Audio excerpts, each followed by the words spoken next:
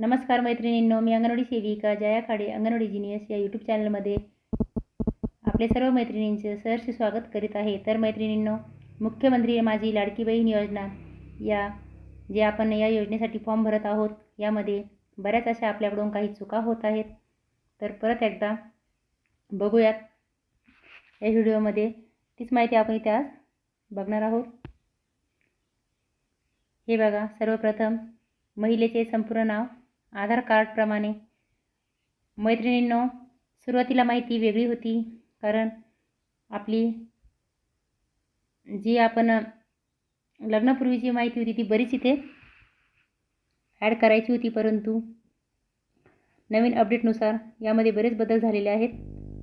त्यामुळे आपण सुद्धा या ॲप्लिकेशनला प्ले स्टोरवरती जाऊन अपडेट करून घ्या आणि खूप सोपी माहिती आता इथे आलेली आहेत, अशा प्रकारे भरून घ्यायची आहे।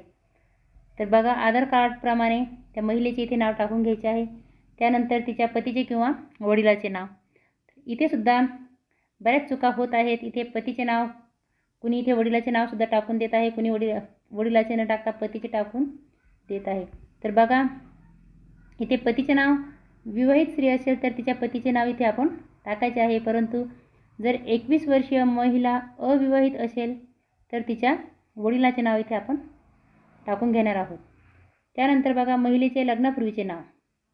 आता लग्नापूर्वीचे नाव इथं सुद्धा लग्नापूर्वीचे विचारलेलं आहे, तरी सुद्धा इथं सुद्धा काही महिला लग्नानंतरचे नाव टाकून देत आहेत, परंतु असं न करता इथे आपल्या टी प्रमाणे इथे नाव येणार आहे। जी शाळेची आपली टी असते, जन्म दाखला असतो, त्याप्रमाणे इथे ते नाव इथे टाकून घ्यायचं आहे। त्यानंतर जन्मदिनांक। इथे आपली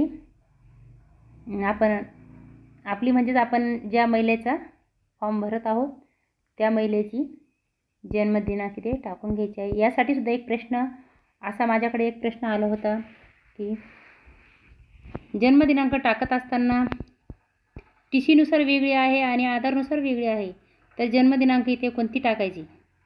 तर बघा मैत्रिणींनो, खूप महत्त्वाचा विषय आहे हा। टीसीनुसार जरी वेगळी असली तरी इथे आपण आधारनुसारच जन्मतारीख टाकून घेणार आहोत, कारण आधारनुसारच आपण हा फॉर्म इथे भरणार आहोत। टीसीवर जी जन्मतारीख आहे ती टीसीवरची राहू द्या, ज्यावेळेस आपण टीसी शेवटी कागदपत्रामध्ये आपण अपलोड करणार आहोत, परंतु इथे आपल्याला आधारनुसारच जन्मतारीख घ्यायची आहे। त्यानंतर बघा, अर्जदाराचा संपूर्ण पत्ता। आता हा पत्तासुद्धा आपल्याला आधार कार्डप्रमाणेच घ्यायचा आहे। आधार कार्डच्या पाठीमागून जो पत्ता दिलेला आहे त्याप्रमाणेच तो पत्ता इथे टाकून घ्यायचा आहे। तो जरी इंग्रजीमधून टाकलेला असेल तरी तशा प्रकारे आपण इथे टाकून घ्यायचा आहे। त्यानंतर बघा, जिल्हा, जो जिल्हा आहे आपण ज्या अर्जदाराचा फॉर्म भरत आहोत त्याचा जिल्हा इथे टाकून घ्यायचा आहे। त्यानंतर इथे तुम्हाला तालुक्याचं सुद्धा ऑप्शन येईल। जिल्हा टाकल्याच्यानंतर तालुकासुद्धा टाकून घ्यायचा आहे आणि गाव आणि शहर। हा पण माझ्याकडे एकाने मला हा प्रश्न विचारला होता, गाव आणि शहर इथे काय टाकायचं? तर बघा मैत्रिणींनो, गाव आणि शहर इथे ग्रामीण भागात आपण राहतोय तर आपण इथे गावच टाकणार, परंतु जे शहरामध्ये राहतात त्यांच्यासाठी इथे शहर टाकायचं आहे। आपण जर ज्या गावामध्ये राहत आहोत त्या गावाचं नाव इथे आपण टाकणार आहोत। आणि अजून एक ग्रामपंचायत, नगरपंचायत आणि नगरपालिका।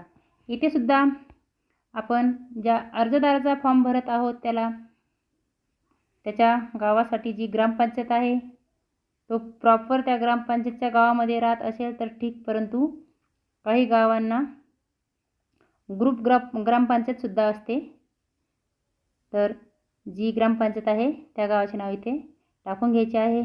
आणि ज्या शहरांना नगरपंचायत असेल किंवा मोठे मोठे जे गाव असतील त्यांना, किंवा नगरपालिका ज्या शहरांना असेल तिथे त्या शहराचं नाव टाकून घ्यायचं आहे। त्यानंतर बघा, पिनकोड टाकून घ्यायचा आहे। तर पिनकोड जवळपास सर्वांनाच आपला माहीत असतो, माहीत नसेल तर आधार कार्डवरती पाठीमागून पिनकोड असतो, तो इथे टाकून घ्यायचा आहे। नंतर बघा मोबाईल क्रमांक. आपण ज्या अर्जदारासाठी हा फॉर्म भरत आहोत त्यांचा इथे मोबाईल क्रमांक टाकून घ्यायचा आहे आणि मोबाईल क्रमांक न चुकता टाकून घ्यायचा आहे, कारण आपण पूर्ण फॉर्म सबमिट केल्याच्या नंतर त्याच मोबाईल क्रमांकावरती त्यांना OTP जाणार आहे. त्यासाठी हा मोबाईल क्रमांक व्यवस्थितरित्या टाकून घ्यायचा आहे. त्यानंतर आधार क्रमांक. आधार कार्डवरती जो आधार क्रमांक आहे तो सुद्धा न चुकता इथे टाकून घ्यायचा आहे. त्यानंतर बघा शासनाच्या इतर विभागामार्फत राबविण्यात येणाऱ्या आर्थिक योजनेचा लाभ घेत आहात का? इथे होय आणि नाही 2 ऑप्शन आहे, तर नाही याला क्लिक करायचं आहे. वैवाहिक स्थिती जे असेल ते इथे टाकून घ्यायचं आहे. घटस्फोटित असेल किंवा विधवा असेल किंवा अविवाहित असेल, विवाहित असेल ते ऑप्शन आपण इथे निवडून टाकून घ्यायचं आहे. महिलेचा जन्म परराज्यात झाला आहे का? इथे होय किंवा नाही जे असेल ते ऑप्शन आपण टाकून घ्यायचं आहे. अर्जदाराचे खाते असलेल्या बँकेचा तपशील. बँकेचे पूर्ण नाव. इथे ज्या बँकेचं त्यांच्याकडे पासबुक आहे, ज्या बँकेत त्याने अकाउंट ओपन केलेलं आहे त्या बँकेचं इथे नाव, बँक खातेधारकाचे नाव, त्यानंतर बँक खाते क्रमांक, IFSC कोड आणि बँक अकाउंट नंबर व्यवस्थित टाकून घ्या न चुकता आणि IFSC कोडसुद्धा व्यवस्थित इथे टाकून घ्यायचा आहे.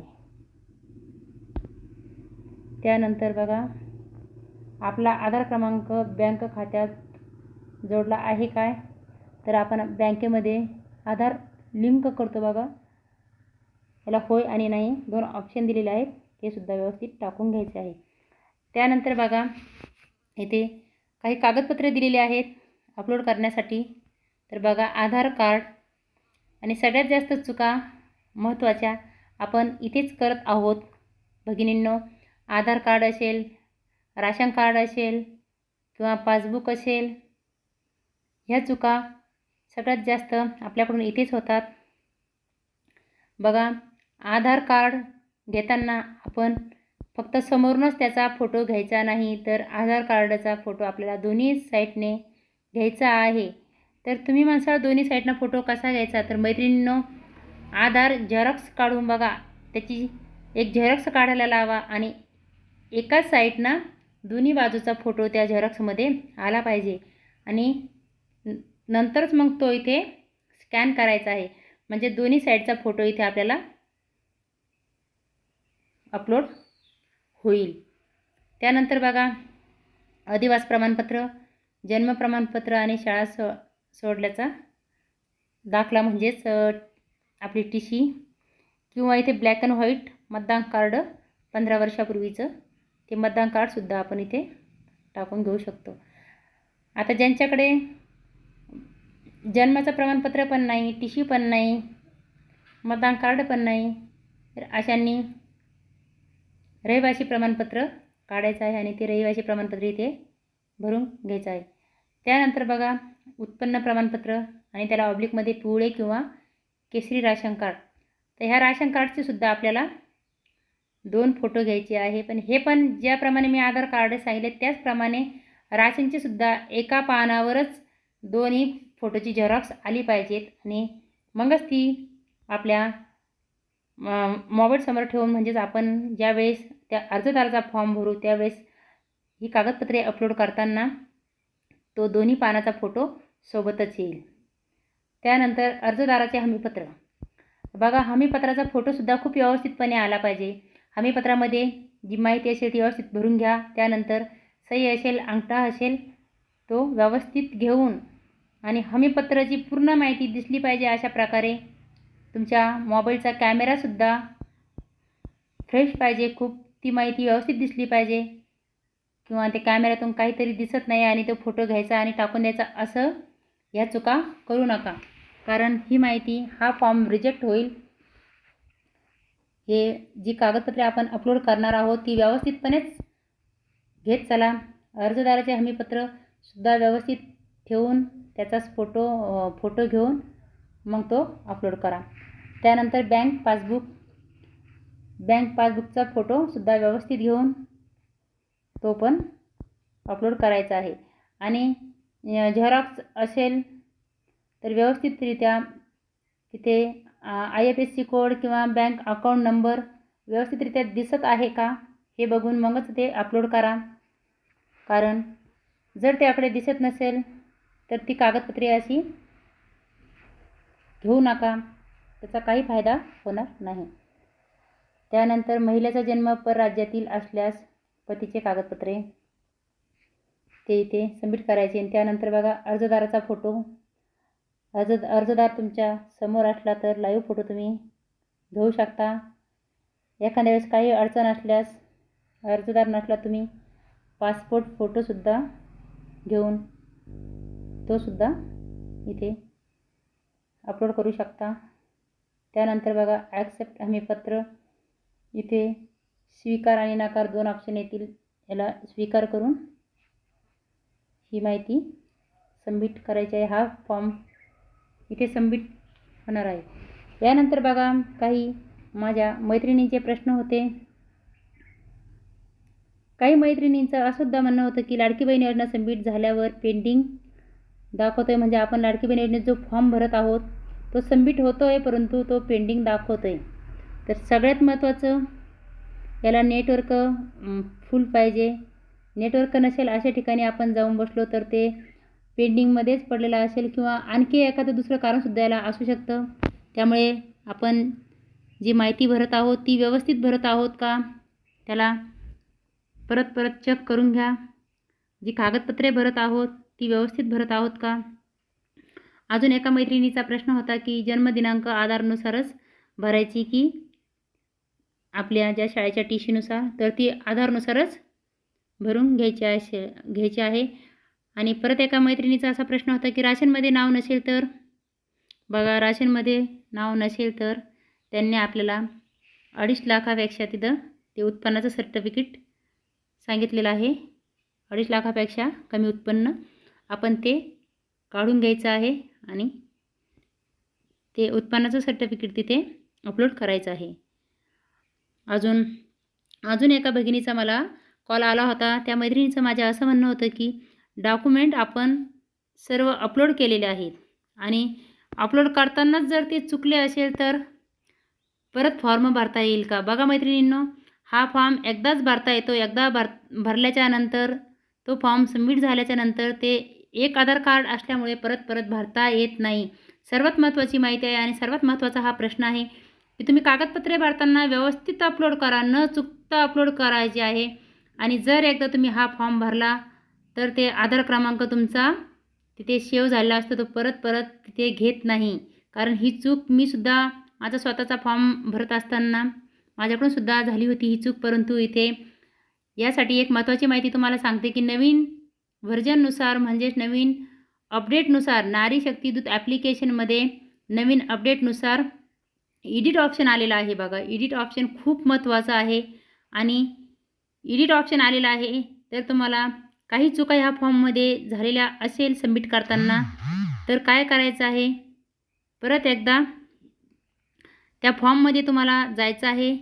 आता ते कुठं जायचं ते सुद्धा तुम्हाला सांगते मी. बघा आपल्या पहिल्याच पेजवर मुख्यमंत्री लाडकी बहीण योजना, त्यामध्ये सगळ्यात खालच्या बाजूला यापूर्वी केलेले अर्ज याला क्लिक करायचं आहे. यामध्ये आपल्याला ते भरलेले आपले फॉर्म दिसतील आणि ज्या अर्जदाराचे कागदपत्रे भरताना चुकले असतील त्याच अर्जदारावरती आपल्याला क्लिक करायचं आहे. त्याला क्लिक केल्याच्या नंतर हे बघा इकडे बघा इथे 2 ऑप्शन येतील. हे बघा SMS व्हेरिफिकेशन डन, म्हणजेच इथे मी ज्या महिलेची माहिती भरलेली आहे ती डन झालेली आहे. समोर बघा एडिट ऑप्शन आहे. तर या एडिट ऑप्शनला क्लिक करायचे आहे. आणि बघा एडिट ऑप्शन आलेलं आहे परंतु एकदाच एडिट करता येते आपल्याला. ही जी कागदपत्रे भरलेली असेल आपण चुकीची असेल किंवा कोणतीही माहिती असेल ती फक्त एकदाच एडिट करता येते. त्यामुळे खूप काळजीने, खूप महत्त्वाची माहिती आहे आणि खूप काळजीने सर्व माहिती भरत असताना परत एकदा एडिट करत असताना व्यवस्थितपणे भरा, जेणेकरून फॉर्म रिजेक्ट होणार नाही आणि चुकीची माहिती भरल्या जाणार नाही. म्हणून सांगते हे की कागदपत्रे चुकव किंवा कोणतीही माहिती चुकत असताना हीच आपल्याला इथे महत्त्वाची काळजी घ्यायची आहे. आणि त्यानंतर बघा